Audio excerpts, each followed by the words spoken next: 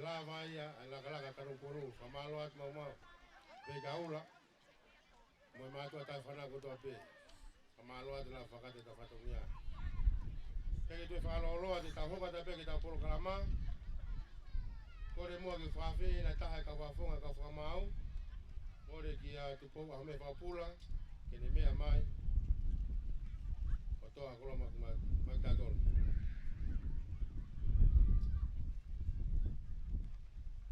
Malo. O malukava. Taha ka whamau te ne whau katu. Aere magtatolo e whatako ni. Malo.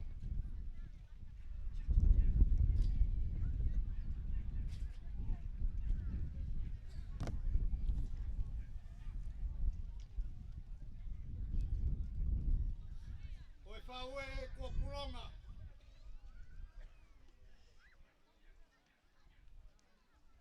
Taranga te au whaiki tua mama wat. Kau kau atu mua he uraki whakatapu ko eiki. Ha whangani.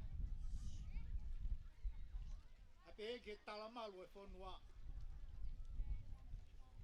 A tae motuani ke whakakato e whatongia he whiawhini. Ko whaki mai he mautaki e tupo a me. Ke whakafofongai. Harea whakamalo. Whekau aki pia moe. Katoanga kua mou fuesia i aho ni. Whakamore atu. Te kei u whaiha whakahohaa. Ko ongo i ke he u matai here ku tuu mai me ko u tawhaki. Kai ke u kawa ha mea koe ongo mea koe ni he sea koe ko naua.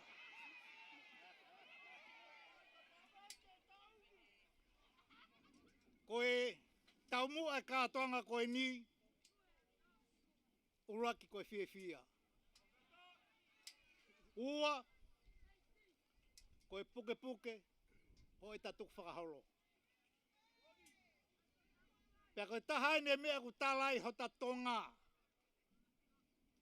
Koe taungai whaiwa whakatonga. Koe mea kou ku hangari kehe ki a te au. Koe kau punake mo tua na e haa i heni. Toko ua pe. Hono toenga. Kau punake fo ou. Koe ke ulawe iau po koe haa hono uhinga. Koe mea koe kou mahamahalo ki ai. Mo uhanga mo tolo tanu mo ui. Ke more ai e tau tuku whakaholo. He kua kehe u mea kua ulawe i. Na ilonga pe tangata mohono malai. Mohono taimi. Koe koha mea fo owo kou rea aki. Hoko iai wahe hake ani afi. Pea kulahi ai wheto aki o hange koe ia tau mamata kia mea kia hau eiki. Pea lawe i atu e mautolu whakaunga tāmaki. Mihi whataungia mau te pire.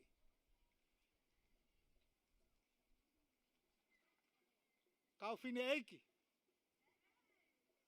Kau tangata eiki. Kou whakahawhasa tupo ha me.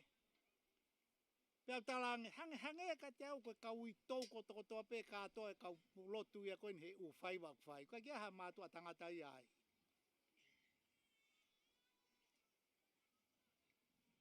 Oku i kai koe a ko i pe o e ta whanau o ku mahu i ngā.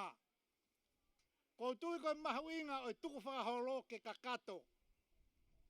Koe nā tula o e whaiwa whakatonga ke pulotu. Pe kohono kau hiwa ke pou i mea e whanau. Koe e rea koe tau e langi. Wasia ki pepa whakaina hino a mautolu. Ki whakamaka e ngahi whaiwa. O ku tau e langi, ko ku tari i kai. Ko hana hano uhinga. Kai ke asi ha mātua. Ke toko ni i si mātua whakaunga tāmaki. Ma e tau whanau. Whakamore atu. e kino pere whakalangi-langi. O kui kai ko hak tafulu a kueni. Koe kawenge na maka te au, keu wharei, ai kau puna ke mo kau whaiwa. Ka fu maarunga wharei ia kia te au. Ai pē koe ki pou atu ka ki moutou.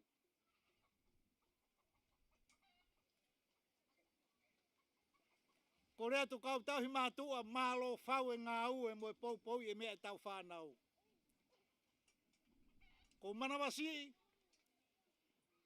na tuku e kātonga ka ea hano hua. Ha pā ka lava ha tangata eki punake, he si i whetakai toko taha mai he hiwa. O whakatupu tangi ka ki mautolu e maulawe i atu. Whaka ofa, si ene whetakai mai he hiwa. Mālo ka kai whiwhine. Ho mō pou mai. A mana geni ke tau mawahe atu ki i. Nuku alofa, o whakakakato ke tau whatongia. O kai koe mahu inga e lawa mo e tō. Koe mahu inga ke e tau reo. Kau punake. O kai te ki toi kehe mo e tangata eiki, pe koe whini eiki whai ako. Tā tau tofu pē. Koe hae mea e ngatai ho poto, koe mea pē e ngatai tau whanau.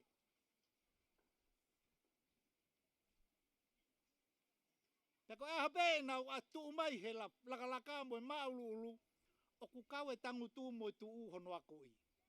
O kai koe haka pē o ke ako i. Ne e lawe e tau whakarea ane nai, whekau aki mo e teunga, o ku kau mo i hano teu i. He ukai ke tapu ke mauto o matolu hapoini, i ho ere ela mai a tata. Ko ho tau pōtunga, mo tau ulunganga, mo tau toonga, ku kau katoa ia, i he katoanga o e aho. Whakamaro atu whau ke he kau tau hi whanau, ngā ue lahi. Whakamaro ke whakawhangalangi, e ne kātaki, o whakangei e aho. Tui ka paune ke mea wholoa heni, tau osi mātuku ki tau tolu. Koe ke umou au harea, ke whakahounga i aki, ho mōngo sia.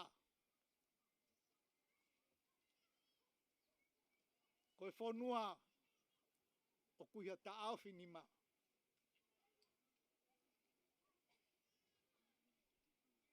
Ko ngā aue i api, kia koe pē moho whamiri.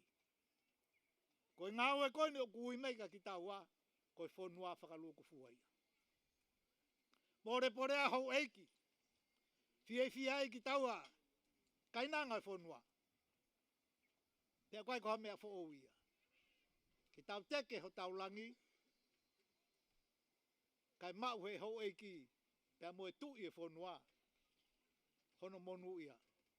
Ko io ko ofatu whau ke tiki motoro. Te tuku pē ai, whakaosi ose ngai whatongia ke toki whakakato. Me hou eiki, ka ko ofatu au pita kaki motoro. Koe hae ola, te ko whakamore atu. Tau tari fie he ahoni. Ke pē ke tau huki langi koe mea mahau inga ia, lewe malanga to tau atu. Awhatu.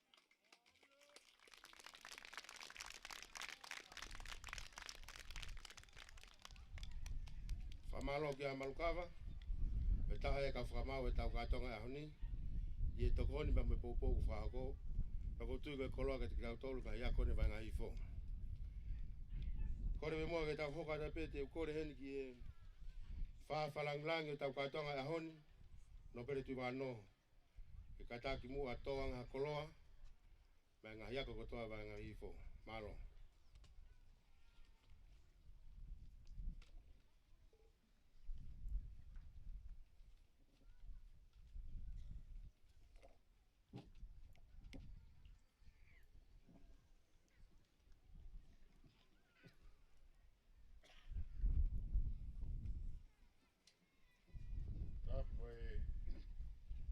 Afio ai tolu tahe o tua i ho tau lotonga.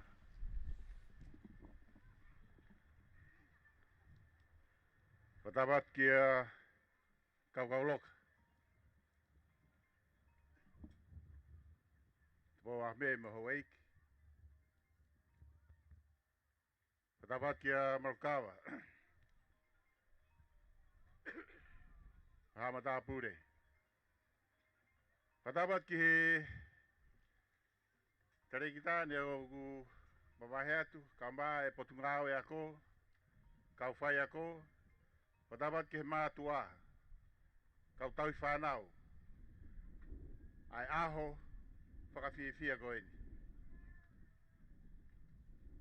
Ka tupe mua ke whatpe he ke u rea loloa. Ka guai whiwhia lahi. E nau he potu ngā oe. Koe tahai ni e waa nau tauhi. Nau toka ngai ai tau tupu, spoti, warunganga whakawhonua. Ka tahai ni ngahi polo kalama na e whai i he tau kotoa pe. I he ngahi wāhenga. Ke ose tau CV pa tau. Toka ngat ke tau whaiwa me tau sipoti.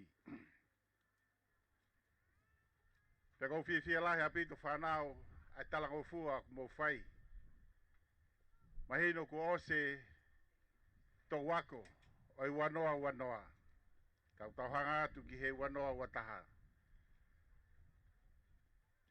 Kau whamalo atu. O hangi pe koe e nei lawa kia marukawa. Koe tau puke puke pe a fufula.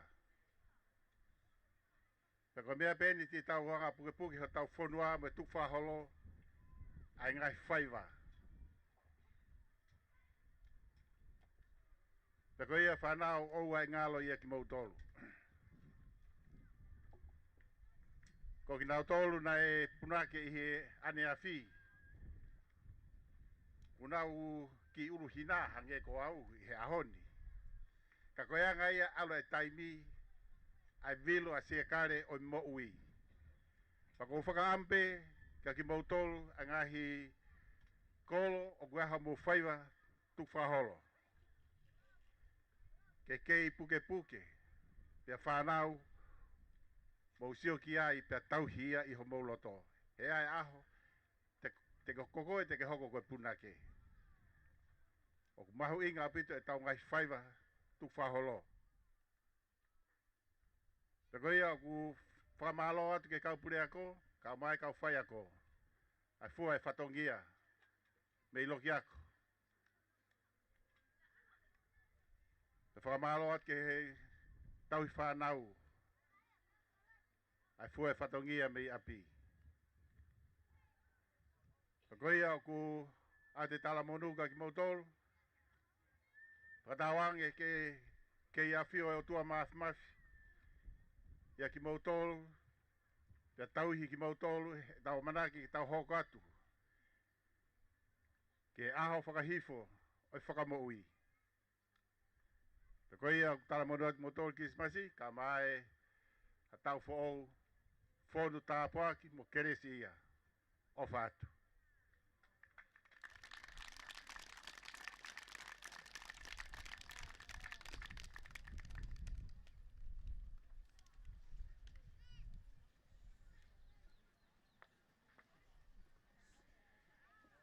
Koe rea peki he ngahi pure ako, kau pure ako. Na e mai pe e kau loka e tala tutuni mai ki a teo. O koe ai e sila heni e taha whā. Pa e whaki pe ia ke he ngahi ako e taha whā kua nau whai whatongia oi Malani oi aho koe ni. Kau tau whakampe mo i heni kau pure ako.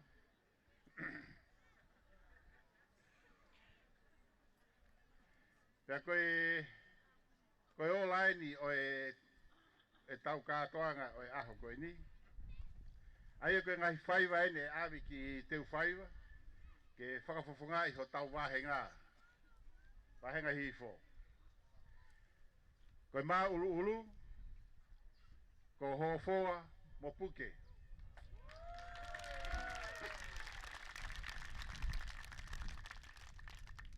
Koe tau olunga. Houma. Kolowai. mo kanoku polu.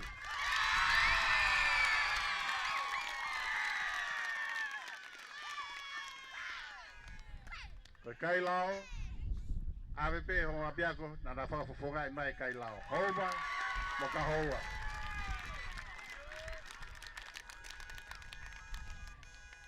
Pea koe laka laka, ko kolowai, kanoku polu,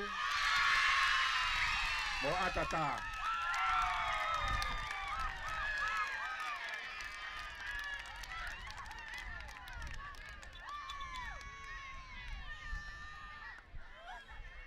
Kai kātak whamore pe, ai kau pure ako, tako e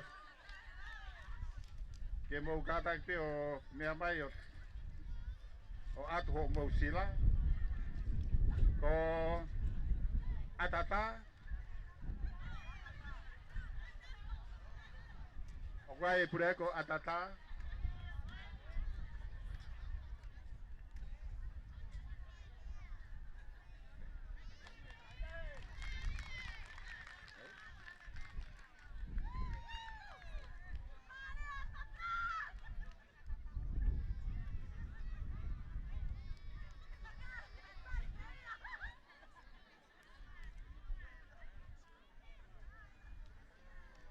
matahau,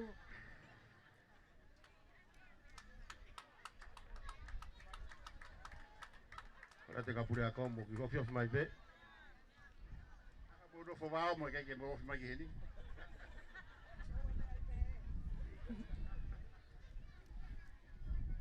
Eva, alo.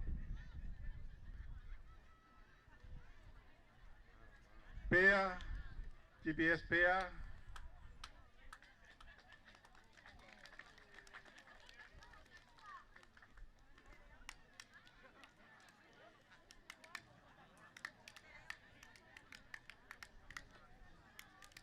GPS puke.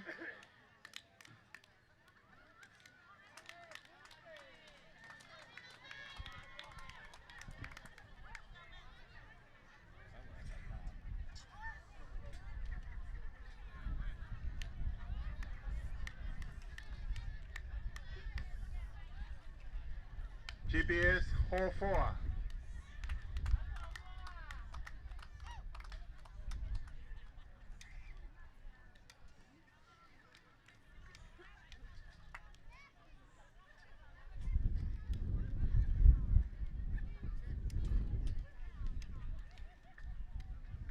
GPS Tokomololo.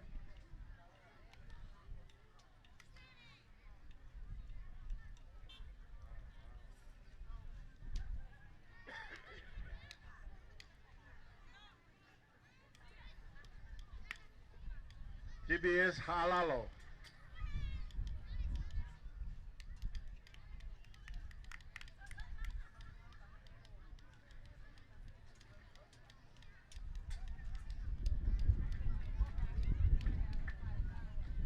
GPS Kahoua.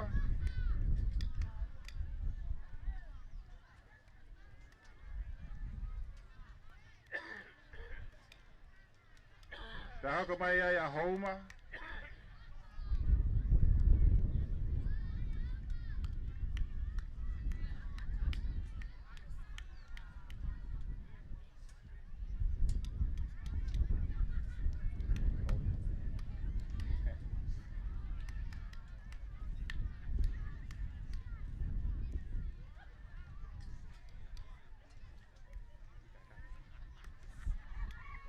GPS TQ.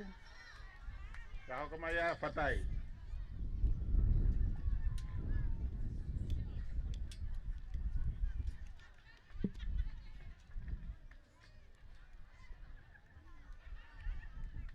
Fatai.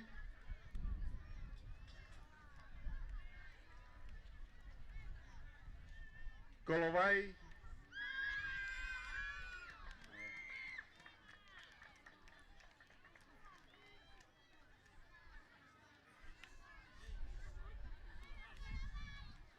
Fahefa.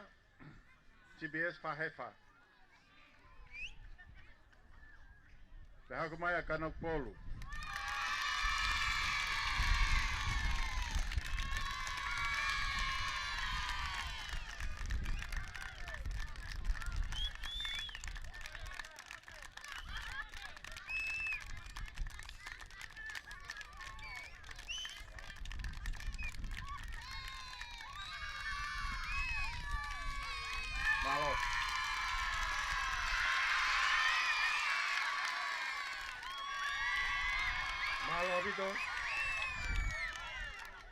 whamalo heni ki e whawhananglangi e kino pere te wano i e koloa toma ki tautolo i ahoni. Whamalo atu e koloa lerei hoko ia ka tokoni mo yako ke ngai yako kotoa vanga e whahifo Tongatapu ni. Kore me mo ke tau hoko atu tapolo kola mate u kore heni ki e tokontari kita o yako ki ta whaka lauto e prianga se lo sifita ke ni whakato a taurea whamalo. Malo.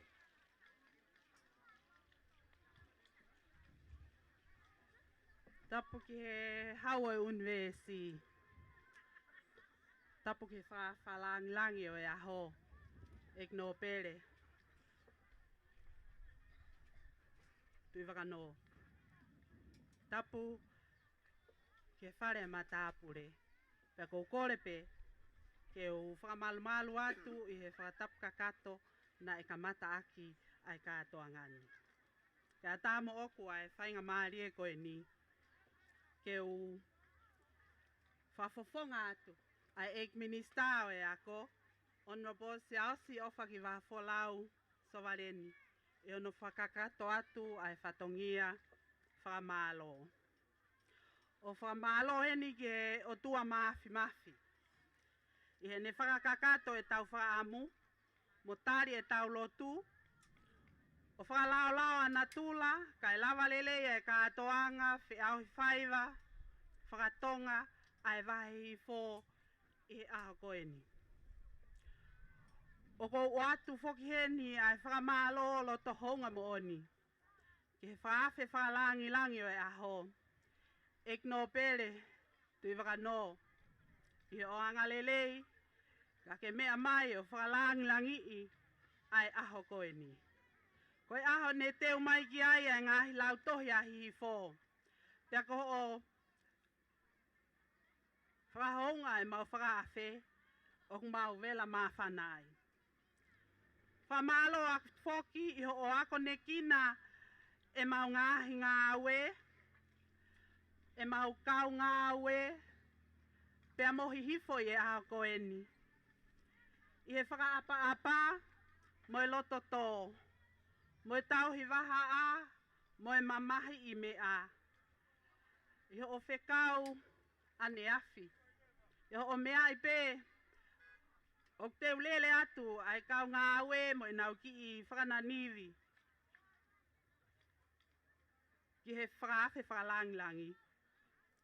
Nā ke whekau ki nau tolu. Ke nau wau atu. Ki tari ki haapai. Ki ho eik māma. Pa mau koloa i ai. Pe mau wako ai ai ngahi mea au te tonu. Ke mau whakahoko ko i kau whai ako. O hako tupo e whonua. Pea kuhangepe ko i ahoni. O ku mau fia. Ko hinga ko e mea mai mo kau loka. O ne whakakoloa. Ai api lau tohi kotoa pē i he wāhenga hihifo. Kua lava ai wāhenga haapai. Wawa. Ewa. Hahake ane afi.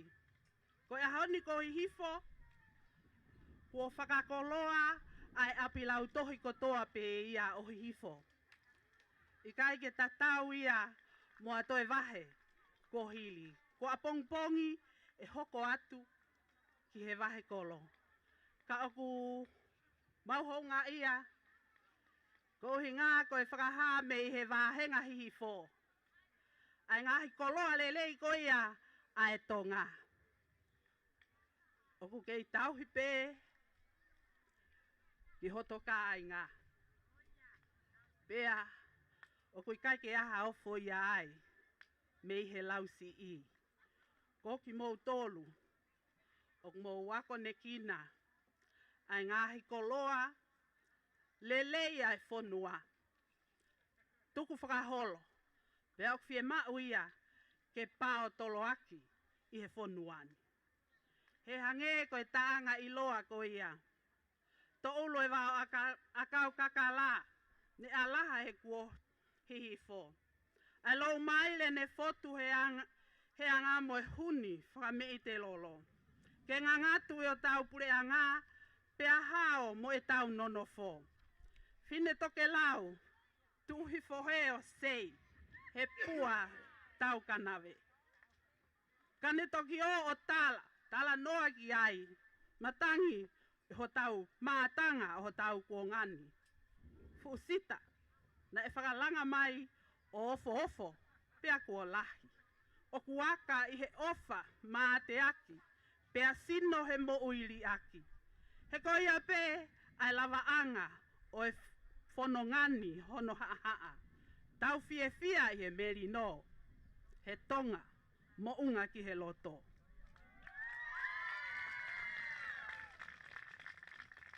O kua o atu heni e whakamalo lo to honga mo oni.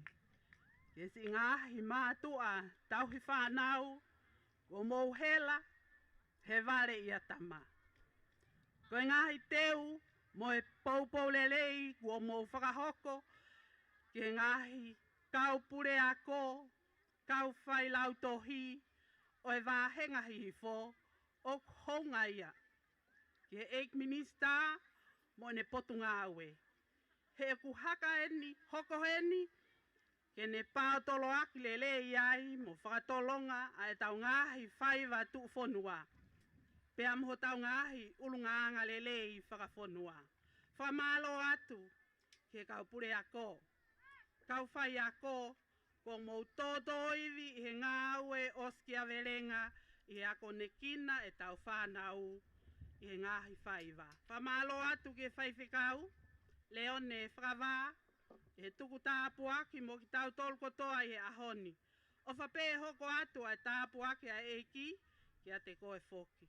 Whamalo atu, e tupou a me e mo ka whamau, ko mo whamau i lelei ai whiau whaiva o e wāhenga hifo.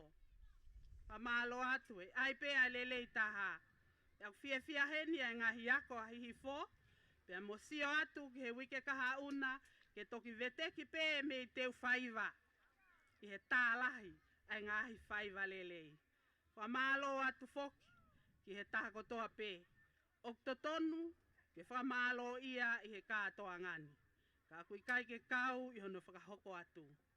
Tuke whakakato mai e Sihova. Ai whamalo ki a tek mou tolu kotoa pe. O whātu.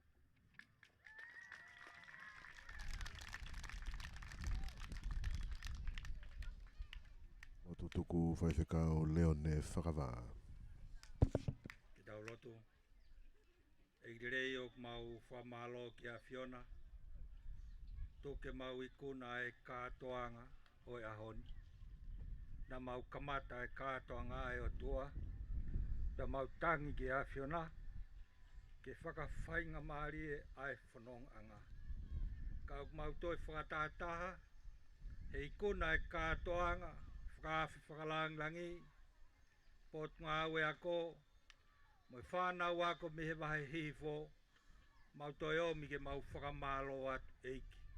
Malo ho whakawhainga maari e ai whanong anga. Whakaalo maari e na tula. Peke tuke mau i kuna ai whatongia o e aho. Eiki rei mau toi lotu peke a Fiona. Kau hei koe hala whanonga o e mau whoki ki a pi. Me atu ai whakawhi whakalangi. Ka mātu pou aho me pia moho weiki. Lava atu ai CEO e potunga awe ako. Lava atu mo kau whai ako. Whanau ako. Mātu a tauhi whanau.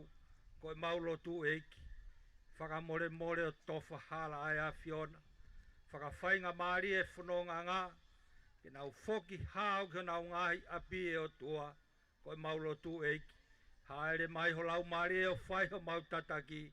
Te upa mo e kātoanga mau amanaki ki ai ki kolomua. Koe mau lotu pe o kore ki a Fiona. Taki se mau whanonga e o tua. Tuk peke mau ke inofo ke whakaongo atu ke hivi mālohi aho a Fio. Pe a koe krese ai ki ko sisu kalaisi. O whae atu a koe tamai. To mo e whiohi o lau maari e mauni o ni. No fo mau ho whai a tek mau tolu kotoa pe. O whai pe o tai ngata. E meni.